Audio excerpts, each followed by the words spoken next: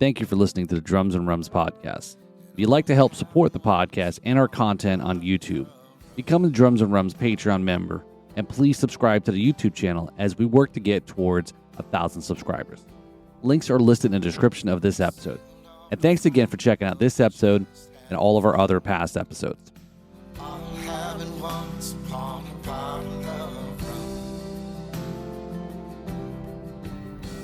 What's up, y'all? This is Paul from Drums and Rums. Wait, do I look like Paul? No, guys, it's Happy March International Women's Month. I'm so excited. I'm Nia with my Rum Diaries. I'm taking over Drums and Rums for this entire month. So today we're going to start with an incredible guest, Christiane from Pedro Mandinga Rum. So welcome, Christiane. Thank you so much for being on the podcast. Hi, thanks so much for having me. Yes, super excited to have you. So we actually met at the Miami Rum Congress. We had the pleasure of actually seeing each other's faces, which is sad today, but happy to be here. To have you here, sorry. So I did bring your rum so Paul could try it. He's in the back of the scene. So if you guys want to comment anything for him, that'd be awesome, and see how he's doing. He's spearheading all the tech stuff today. So do you want to start a little bit about your guys' history and the company? And I know this is your baby, so I know you have a lot to talk to us about. Yeah, well, first of all, thanks so much for having me again. And yeah, if I go back to the way we started, I think the whole thing started when was it, like 2008, when I went with so just a little bit of a background. My husband and I started a craft distillery in Latin America, in Colombia, and then I used to go to all of the beer conferences with him, you know. And I went, I guess in 2008, it was. I was noticing that there was also kind of the start of like craft distilleries also in the United States. And it basically all led to, in 2010, of us going up to the Bodensee, up to and to buy our first distillery, our pot still, our copper pot still that we have right now, which we distill from in Panama. And it's a Holstein distillery. And they've been making copper pot stills since, I don't know, hundreds of years. They're just a really cool company historically. Anyway, I fell in love with that company in particular. We bought the copper pot still then in 2010, and it took me kind of, I guess we started distilling in 2016. So it took me kind of that long to get the distillery up and running. And we chose we also, yes, we started with the brewing beer in Colombia, but we also have a little brewery that we started about 13 years ago in Panama. And what we did is we put the distillery in our brewery. So it's I know, I love that. When I read that, I was so impressed because you partner with your current master brewer, and you're like, hey, you have to come here and help me out because this is my vision. And he was totally sold on it. He has a heavy background on spirit making, right? Yeah. So you're talking about Brad, yes. Brad Krause. Yeah. He started the project. Also, you know, I definitely got him on board, and he is a total rum lover. He lives now and he's actually, he lives now in Panama, and he's actually retiring pretty soon. Oh, so he's kind of passing on the torch to our new head distiller and head brewer. So you're exactly right. It's like the head distiller and head brewer in the same location. And yeah, it's really cool. Also because you can piggyback not just some tanks but we also use the water. We recycle our water because, as you know, in both brewing and in distilling, water is like the number one important element used in the distilling process. And also, in the how do you call it? The dilution, obviously, like when we're bottling, you have to use special water as well. And so we have this big water preservation system that we simultaneously program when we're brewing, when we're distilling. And it's just a great, we've been playing around also, like later you can use the casks for aging beer, and then they take really cool flavors on. Absolutely. And it's just I love a really that. cool, it creates a really cool creative atmosphere. Yeah, there's a local Floridian distiller called Siesta Key. They're pretty well known with partnering with local breweries to get their rum aged or finished in the beer casks, which are it's so incredible. It's such a great partnership. Yeah, Like it's business to really cool. business. They help each other out, which is great. Yeah. And then I guess if you want to know about the brand name, did you ask about that? Did you ask that about you getting to know who? Yeah, absolutely. Just tell us about Pedro Mandinga. I would love to know the logo, which is so beautiful. Like, what's the inspiration behind the tree? The name, obviously.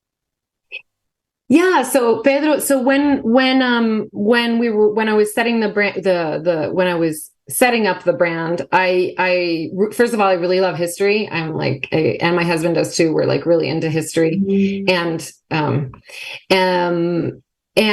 So I started researching, and I really wanted to find a Panamanian hero, right? Like that's what I really wanted to find for my brand, because so many times rum is solely, like mainly about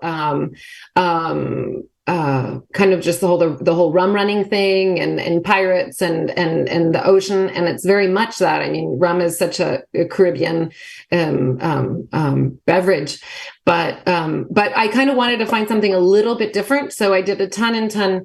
I keep looking down because I'm looking at the bottle. But we're lucky we have it here, folks, as well. So we'll be sharing some of this amazing rum. Awesome.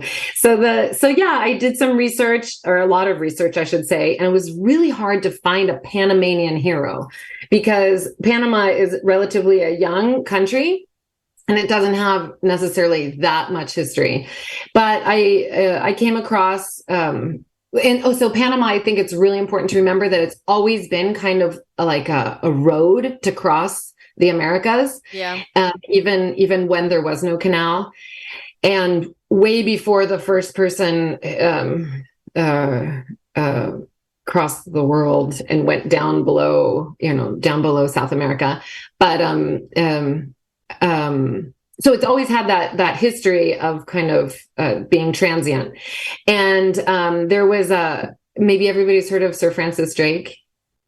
Yes. So he was actually befriended by a Cimarron chief, and his name was Pedro Mandinga.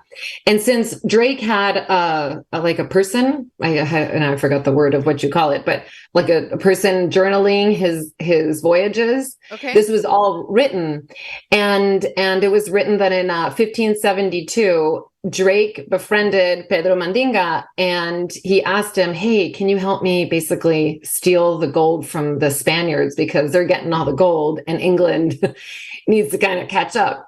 So, and that's what happened. Pedro Mandinga started helping Sir Francis Drake basically. I mean, it sounds horrible, but steal from the Spaniards the gold, and at one point, Pedro Mandinga took Sir Francis Drake up the stairs of a ceiba tree. And a ceiba tree is a jungle tree that you find in Panama, in the Panamanian jungle. And the Cimarrons had cut in stairs. So if you look really closely at the label, you can see I see it. It's like a little ladder in there.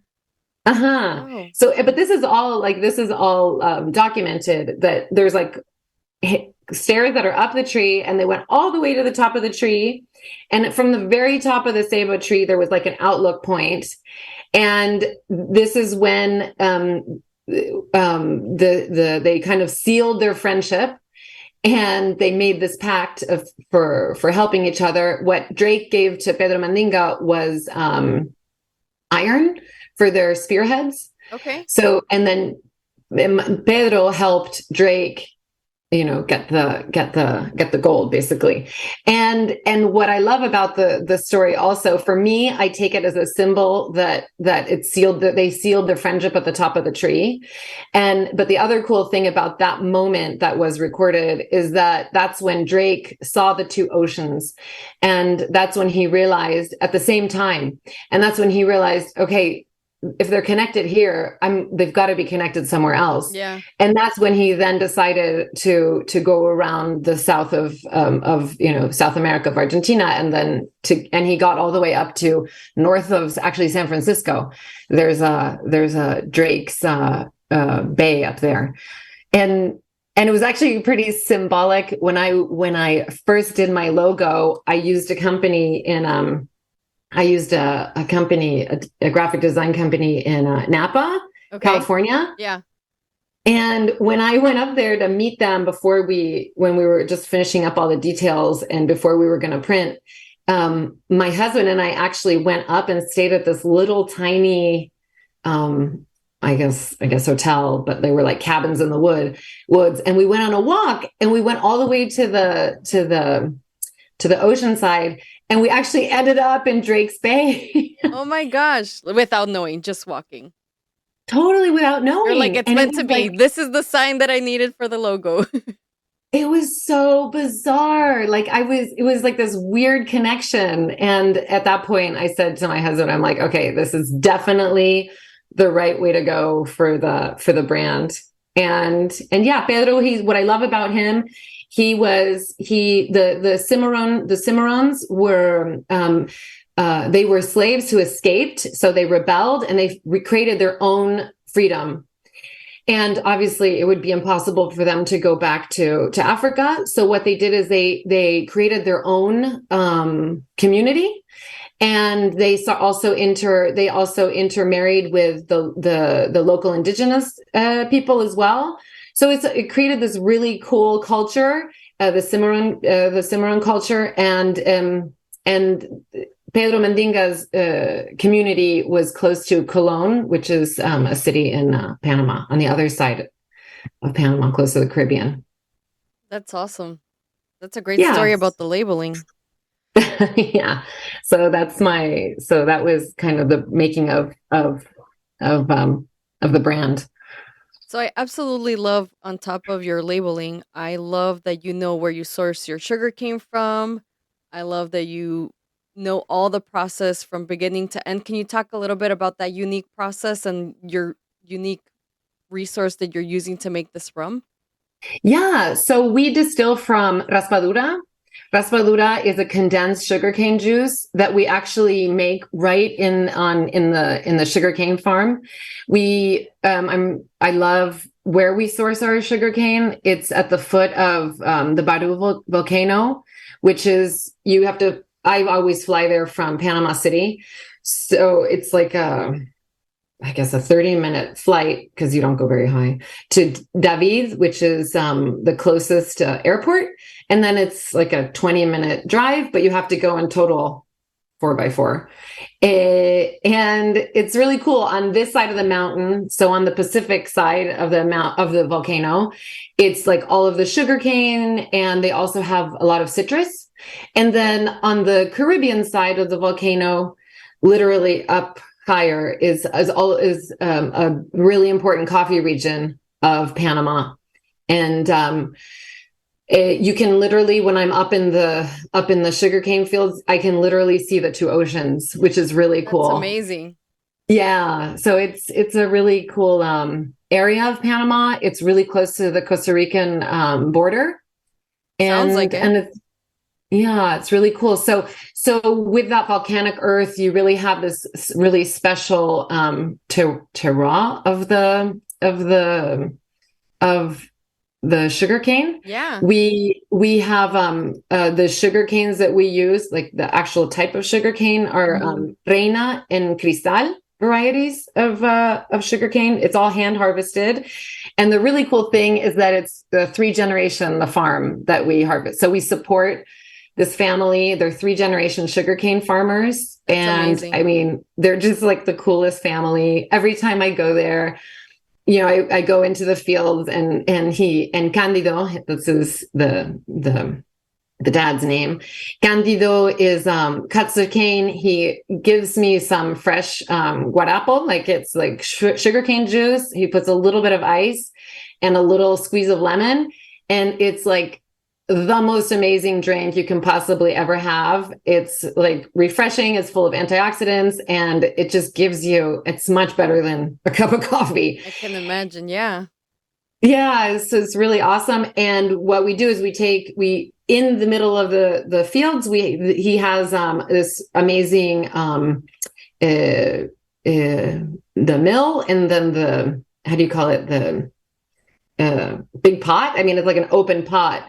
And then we use the bagasse, which is the used canes through the pressing. We then use all of the canes to create the fire. And we have these massive, it's like this massive clay structure that then gets heated by the fire.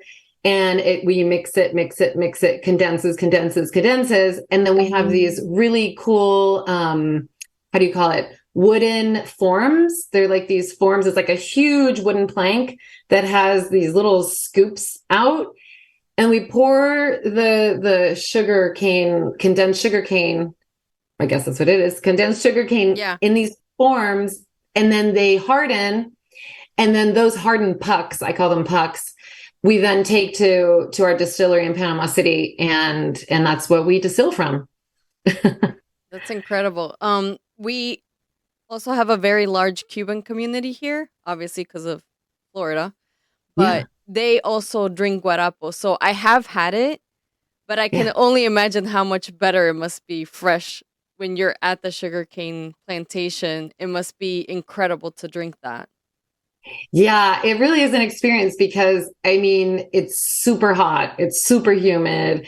You are just like, ugh, and you drink it and it's just super energizing. I think you're right. Yeah, they're drinks that depending on when you have it and where you have it, it's like the experience just makes it so much more memorable. Have you tasted sugar cane from other plantations? Because my understanding is the places where there's volcanic soil, it is so rich, especially since you're saying that they have a lot of citrus. It seems like it seeps into the sugar cane as well. So the sugar cane itself gains so much characteristic from the terroir and also anything that grows around it. 1,000%. And that's what makes a craft drink so much more special, like in anything really, right? Even when you're going to wines or coffees or whiskeys. Yeah. If it depends on the base product and how it was grown, where it was grown.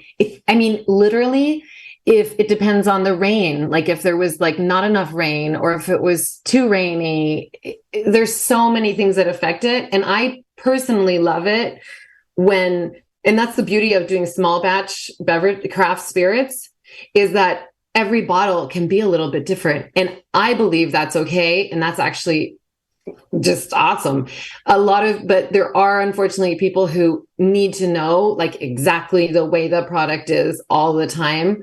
And I think when you're dealing with craft beverages or products in general, you do have to have that appreciation of things changing with the terroir. And I think also the uniqueness of each batch. That's why they're called batches, because that batch is unique and that's all you're getting.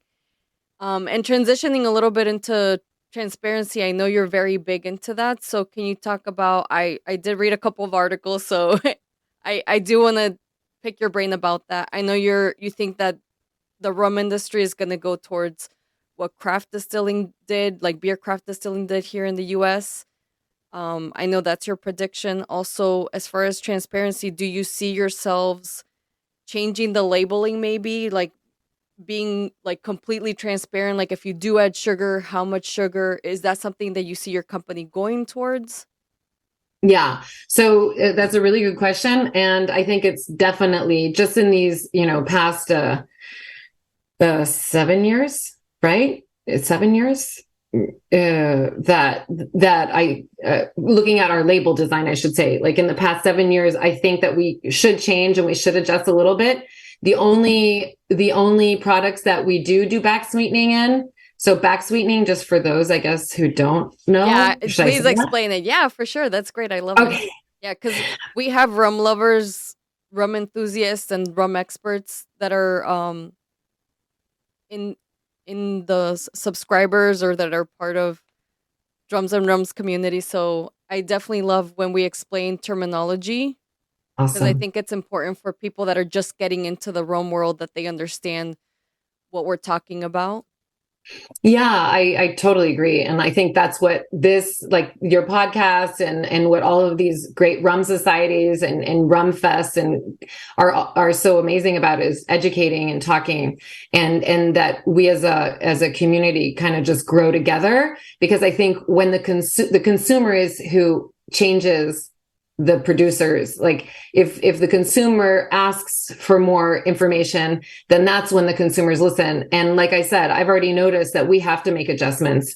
I was just with my graphic designers yesterday, and I'm like, okay, this is what we have to change on our labels. So one of them is actually putting more information. We put like our anyway, so going back to your question about back sweetening, yes, back sweetening is the term that when you add the sugar to the rum, specifically to rum I'm talking about, because there's back sweetening in cognac, there's, that's in other beverages, but specifically to rum, it's when you add sugar to the rum to make it smoother. And what happens is the consumer obviously feels a really smooth rum, but they have no idea if that rum is smooth because it's been smoothed by a barrel because of aging. Mm-hmm. Or if it's been smoothed, kind of manipulated to smooth, and the sugar is added. It's the same principle, I guess you can say, like if you have a strawberry that's not ripe and it looks beautiful, but if you just sort of eat it, it's like, oh, the strawberry is kind of bit, it's kind of tart. I guess, in strawberry tart. Yeah. That's the word. But if you put sugar on it, if you sprinkle sugar on it, it's like, ooh, strawberry is so sweet. Exactly. So it's the same so it's the same principle. And we back sweeten. What we currently back sweeten is our rum bar blend. I'm looking if I have it right in front of me. I don't think I gave you a bottle of that one. Did I got this one, but I think this one has the geisha. Yeah. The raspadura. Yeah, the geisha we back sweeten because that's also that's our coffee rum, and that one we definitely do back sweeten, and we back sweeten our Pedro Mandinga rum bar blend, so that we back sweeten to 8 grams per liter. Okay, so in the Miami Rum Congress. It was my first one, and I was incredibly impressed to meet you and a bunch of other distillers. And a lot of them were very boisterous about how they feel about things and changes going on in the industry. I thought it was very interesting that they did talk about labeling, but a huge suggestion that blew my mind that I would have never thought of is about putting a QR code to save the consistency sometimes of your labeling, especially if you're a smaller brand. You don't want to lose that recognition by changing your labeling. A couple people were suggesting to put a QR code in the back so people can find the information there. I don't know if you remember that. I was like, that's amazing. I would have never thought of that. Yeah, I think that's one of the good things that the pandemic brought to us is that it made us really QR code savvy. Yes. And we're much more willing to QR code menus or QR code information than we were before. So yeah, it's a great idea. Absolutely. Well, that's very, very exciting. So as far as when you talk about how it's going to change, kind of like what the beer craft world did a couple years ago, what are the changes that you think might happen in the rum world? No, I think that besides transparency, which we've beat that horse to death, but yeah.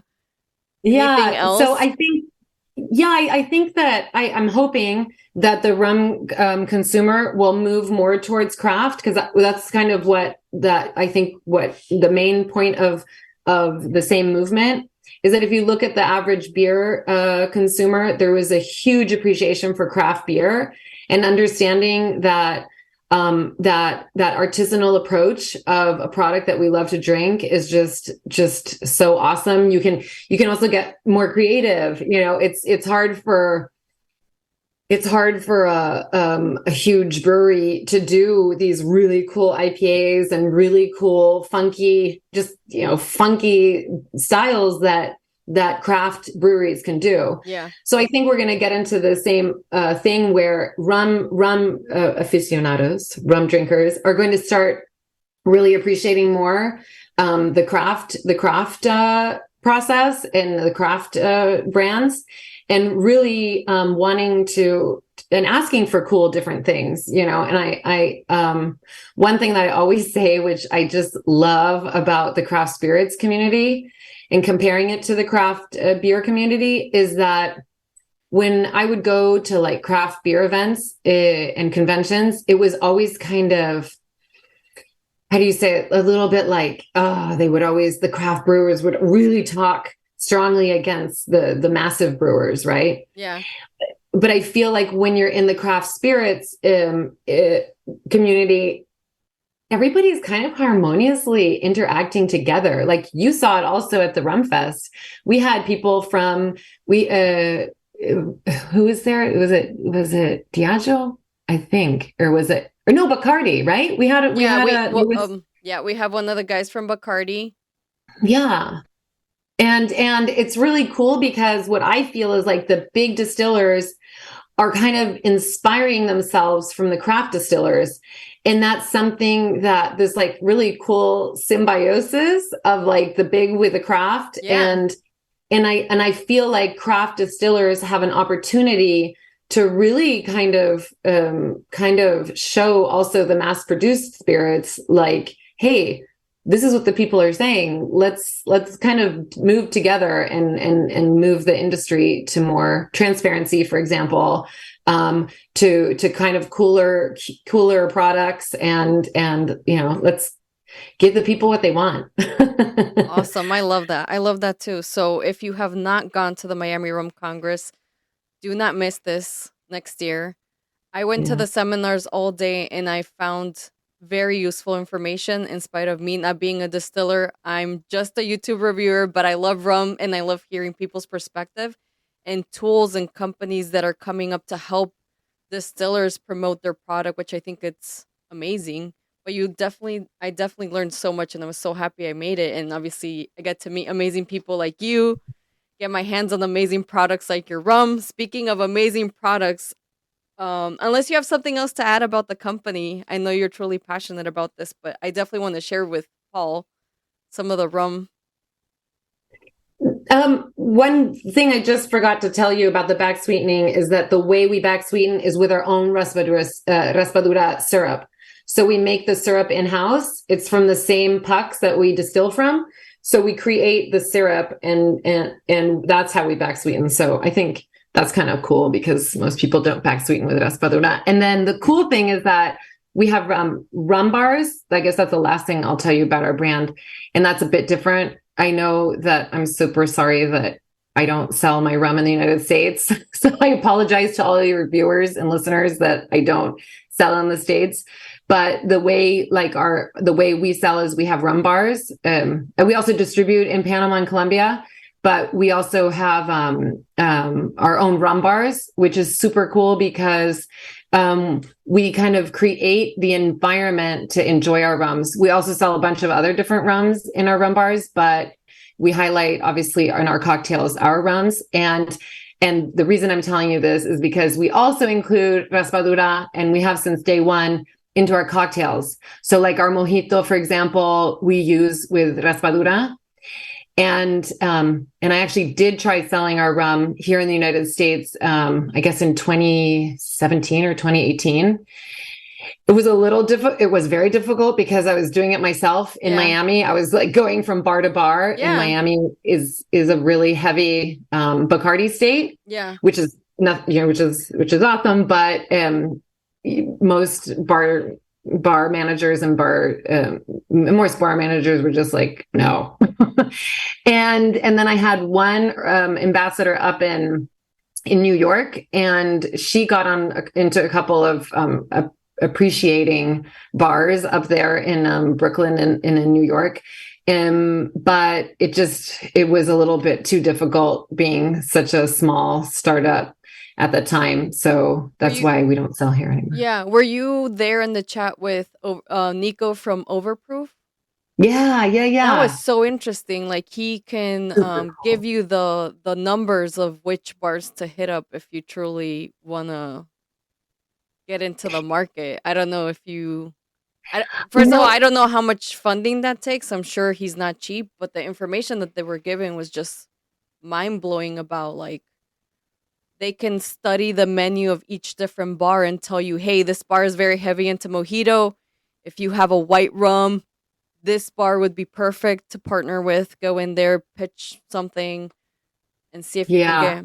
Well, also offline, I have a very good acquaintance of mine. Her name is Isabel Rosal. She's another master sommelier, but she has a distribution company, so maybe I can connect you with her, because it would be awesome to see Pedro Mandinga rum on our shelves. Well, actually, we're planning on actually starting up in Europe. Is what we have a franchise, a partner who wants to open a rum bar in Europe. So I think that's going to be our next move, is going into Europe, which is going to be really cool. But right now we don't really have the States in our projection. No worries. But yeah. But I always love meeting people. So yeah, if you want to introduce me, I would love to. Yeah, she's a great connection. She, her story is incredible. Her mom is a master distiller in the Philippines for Luisita rum. And they are they're the only single estate. I know Tandway is very famous Filipino brand, but Luisita, they're a single estate, and they have a female master distiller for many, many years. So she grew up in that, and now she lives here in the States, in Florida, actually. And cool. And yeah, so she has a distribution. She helps with distribution, so I just thought it would be a good connection. But yeah, I'll send you her info. She does a lot of not only is she working with a lot of companies to make rum and help distribute, but she also does home fragrances and candles with the residue of, like, for example, a lot of her home fragrances, because in order to preserve sometimes the essential oils, you have to put alcohol, and instead of putting regular alcohol, she uses like distilled rum. Ooh. A high proof distilled rum. So the fragrances smell amazing. Very cool. Yeah, she has some very interesting stuff going on top of, like, she's a master sommelier. She has a company, Seven Sky, up in Tampa, and they do a lot of rum events, which is cool. Very cool. Very cool. So let's move on to the rum. Okay, so I poured excited. Myself. Paul has some. We'll see what he says. I love that the notes are much sweeter, and it's not... I tell people sometimes don't dismiss the white rums because they can have different profiles and notes, and this one has a very sweet, like, it's not bland at all. Yeah, it has. I love again, this is when you really have to talk about the raspadura and the farm. Yeah, and for me, it's really kind of what I feel when I first experience it is I feel a lot of hints of banana. Yeah. And there's some people who even I've heard and I do feel it as well. Those how do you call them? Those banana candies? You know, those yellow banana candies? Runts. Grunts? Yeah. Runts. Oh, runts? Yeah. So the runts. To me, it smelled like... Yeah, to me, it smelled like a yellow Jolly Rancher. Uh-huh. It's incredible. I've never nosed a white rum like this. That's why I was like, I'm so impressed. No, thank you. And I also have a little bit of how do you call it? spun sugar, but what is it called? Um, Cotton candy. Cotton candy. Cotton candy. I also have a little bit of cotton candy Yeah. flavor, but I can still feel I can definitely still feel the cane and kind of that earthy, grassy. Yeah, absolutely. Yeah. So it's kind of a really for me it takes me back to back to the sugar cane in Chiriquí, the sugar cane. The farm. Mm-hmm. Amazing. What do you think, Paul? You want to turn on your mic and give us your input? He's like, it's so smooth. Is this really 40%? I was like, yeah, it's 40. Excuse me. We'll cut that out. Yeah, it was, for a white rum, 80 proof, it's not overly powerful, being at 80. And No, this is, what's the proof on this? It's 40 ABV, right? Yeah. Christiane? Yeah. All right, so 80 proof. So it's not, so, and that's exactly what you said there was what I was tasting. I was trying to think about I was thinking juicy fruit or something like, it was like runts. very much it's exactly the runts, that hard candy that comes in the different fruits that are in the box. Now we got to go buy a box after this show here. We're doing candy and rum pairings. There you go. It's a whole new, that's a whole new thing. But yeah, it's an easy sipper, even with nothing else on it. There's no ice or not even in a cocktail. I think it's got a good mouthfeel. And this is great. So it's unfortunate. Fortunately, we have to come to you for it though. Yeah, you have to come to Panama. I'll take you guys around the distillery. We can go to the farm. It would be really great. One of the ways, if it's like a really hot day in Casco Viejo, which is the old part of town of Panama City, I'll put coconut ice cube in there. So coconut water ice cube, Yep. and that's actually a really cool way to also experiencing it. It's like a really easy cocktail. It is. You just pop a piece of coconut ice in there. I may have some of our friends in that hard coconut water ice might cube, have to bring so that we out. may have to bust it out. Yeah. So there's a hard coconut water company here that's it's based uses rum as their base as well too, and we've made some ice cubes with them. Surprisingly, it's 5.5%. So again, it'll freeze, but it's like you said, Christiane, it's just a great little slow infusing and not overpowering and watering it down, but it's a slow, mixing the coconut water flavoring in with the rum. Yeah, it's really I love doing it that way, experiencing it that way. That's incredible. So we are going to move on to the geisha coffee rum. Oh, hold on a second.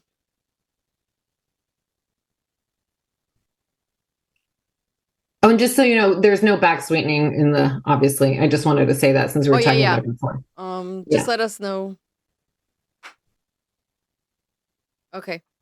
So what were you saying about about this rum? There's no back sweetening? Yeah, right. Yeah, it's just the rum. So beautiful rum coming Thank from a you. beautiful region. But you can tell all the terroir does and where it's harvested from. This is all natural sweet, which is incredible. Thank you. Yeah, you have to come. You have to come to Panama now. Anybody can come. We also have fun distillery tours and that are connected with our brewery tours. So it's like a brewery tour, distillery tour. And we have a cool little tasting bar and we'll there. Put all your info in the description. So if you want to check them out, they have a ton of breweries. La Rana Dorada, which is the golden frog, right? Yeah, the golden frog. Very cool distillery as well in Casco Viejo, right? You have the distillery / brewery. Yeah, which exactly. Would be very interesting to see. Oh no, in Casco Viejo, so we have our own rum bar. It's separate than that we have a tap room. The brewery has a tap room, but Pedro Mandinga has its own rum bar, which is really really a cool vibe there. Well, we'll put your information down below if anybody goes to Panama. Huh? Thanks. Is there one in Cuba? No, you don't have a bar in Cuba. You have you started in Colombia, in Bogota, right? You have one in Bogota, And then you have We are, our first rum bar is obviously in Panama, and that's in Casco Viejo. It's a UNESCO heritage site. Casco Viejo is, just for those who want to come and visit. Yeah, It's that means it beautiful. has a lot of history. So much history. And then we have another rum bar also in Panama, in Via Argentina, which is a really cool area. It's a very vibrant area of the city. And then we opened our first franchise in Bogota. So that is in the area of Bogota called Usaquén. And that's a really cute little intimate rum bar. It's 3 levels. It sounds huge, but it's only has like 14, 15 tables total. Oh, nice.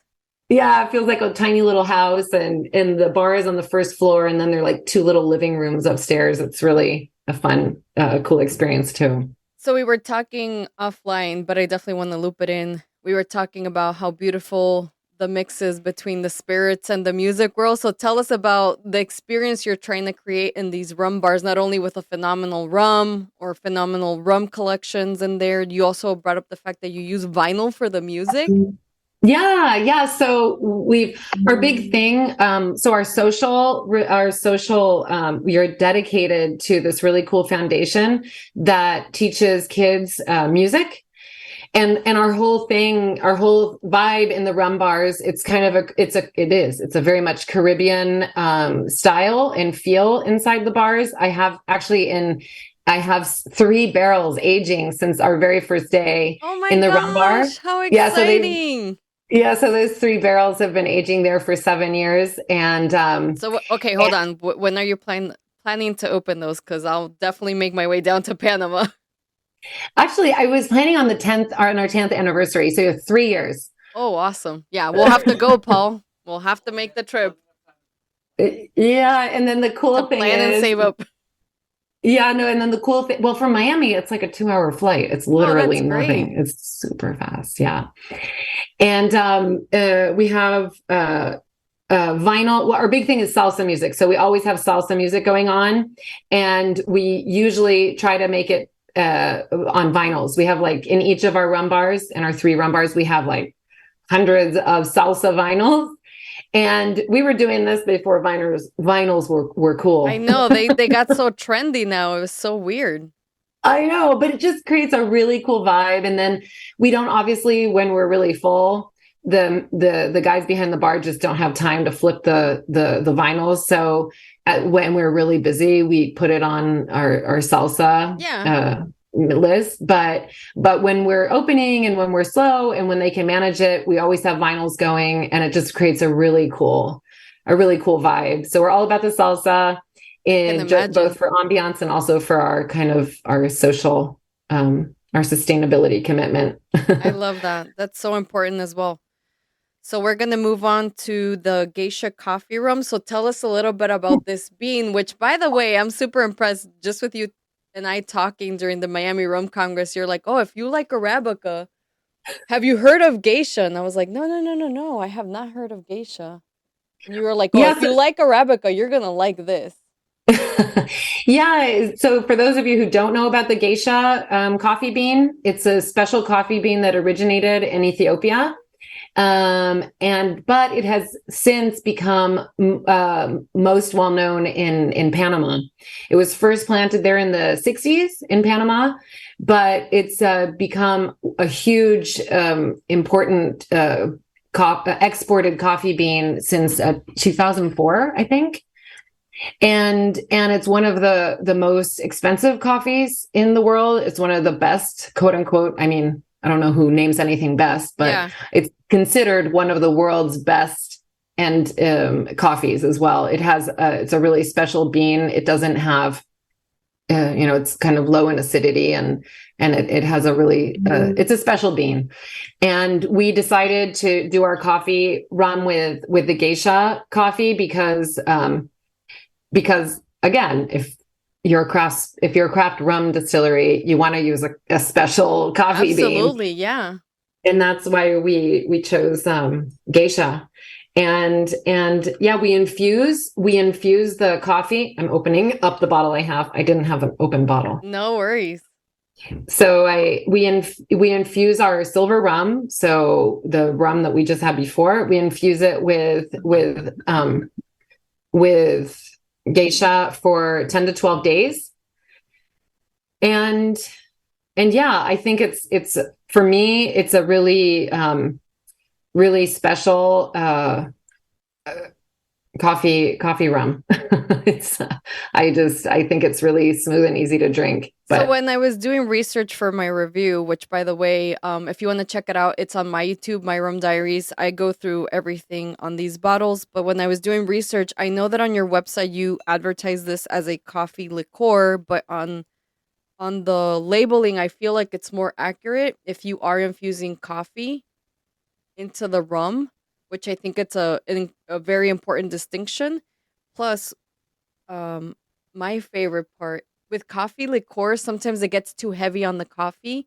With this one, you don't lose that rum note. You still have that beautiful profile of the rum being just as strong character in this profile as the coffee is, which I think is absolutely phenomenal.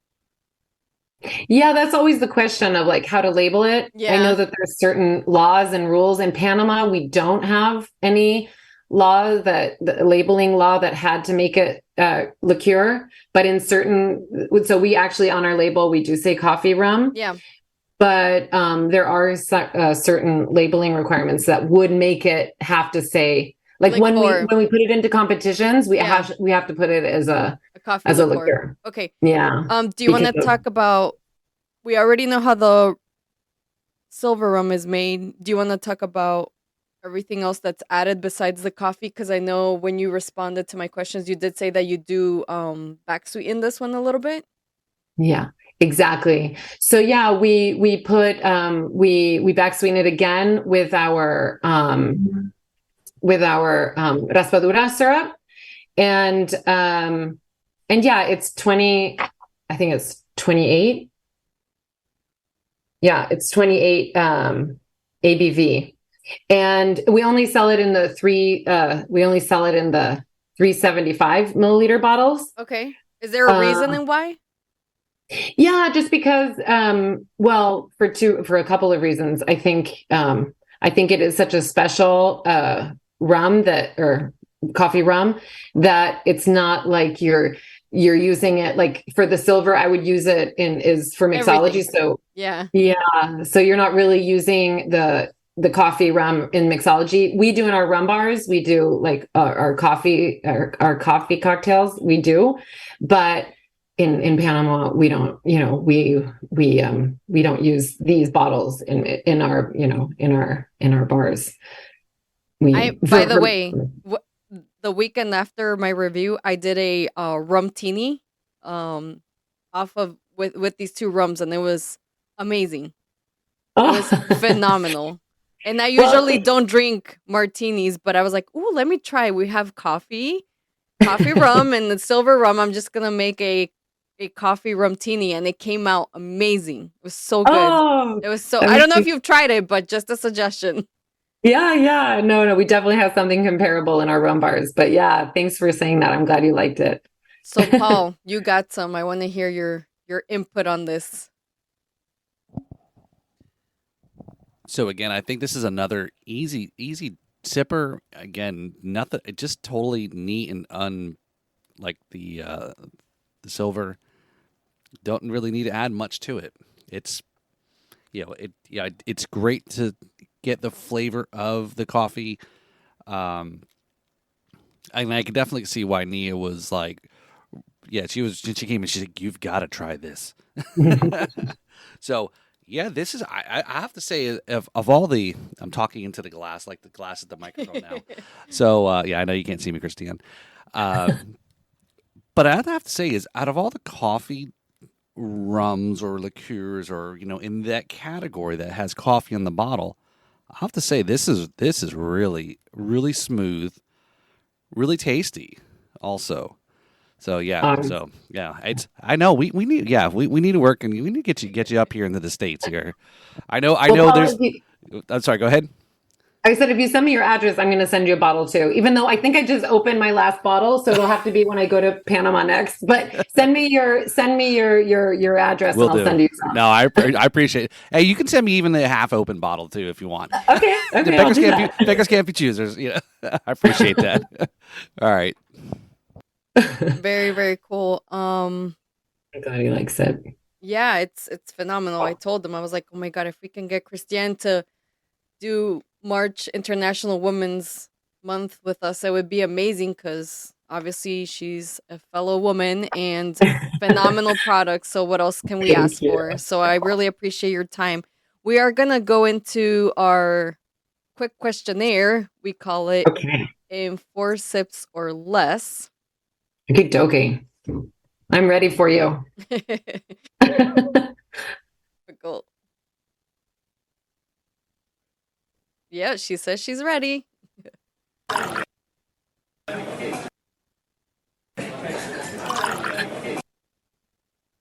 looked like more than 4. I'm glad you're counting. You're counting. Okay. Yeah, you're making me nervous now. No, you're gonna ask me 10 things. No. We're 4 quick questions. So in 4 sips or less. Do you drink neat or on ice? Neat. Neat. Yeah, neat. In 4 sips or less. Johnny Cash or Willie Nelson? Oh gosh, why do you have to do that? It's like picking a favorite child, huh? I think I'm gonna go with Johnny. Oh yes, my girl. In 4 sips or less. Beer or rum? Oh, rum. Don't tell my husband. Don't tell my husband. I was going to say, we won't tell your husband. We won't. Yeah, but one of the whole reasons I did the flipping distillery is because I'm more of a rum drinker than a beer drinker. Oh, that's awesome. That's awesome. And last question, in 4 sips or less, if you could start all over again, what would you do differently? Oh, that's a really good question. I guess, and if you would have asked me this at the very beginning, I would have been like, oh, I would have probably bought a piece of land and made my own, started producing my own sugar cane, because when I meet fellow spirit producers who have like their own wheat and their own grains, and then they, I'm like, oh my God, that sounds so romantic, and I love the idea of being so much work. But now that we help out Candido and we really kind of support their family and have grown with them over the years, it's something I guess I probably would have just done the same, because I just really love knowing that we use that same farm and we've been using them for all these years. So, and I guess every time you start a new brand or start a new company, there's so many struggles and there's so many errors you make, and nothing is ever easy. And the trick is to make it seem easy. Like when your guest comes into your rum bar or somebody, sips your rum, they're like, oh my God, that's amazing. I love it. It's so cool here. And they should feel like there's no stress going into that product or into that rum bar or into that cocktail but the reality is that it's so difficult and you make so many errors. But if you don't have those errors, you don't grow and you don't learn. Absolutely. And you don't modernize and you don't stay relevant. Like we have, I told you one of our breweries is 13 years old, but we also have a company it's in Colombia. It's our other brewery, and that company we've had for 22 years. So it's really hard to stay relevant and have, good beer that you've been doing and for 22 years. So I'm hoping Pedro Mandinga has a super long life. I hope, he stays alive and appreciated many, many years because it works with all of those errors you make into like feeling that happiness of a healthy brand and happy consumers and happy guests. And you and your husband are constantly traveling to all kinds of conferences, which I absolutely love. I feel like that keeps you in touch with the changes in the industry, changes that are coming up. You also hear feedback from other people, maybe struggles that they've been having, and you can learn so much from them. So much. I think it's so important to really, I always tell like all of my team, every day dedicate yourself to reading newsletters of the industry.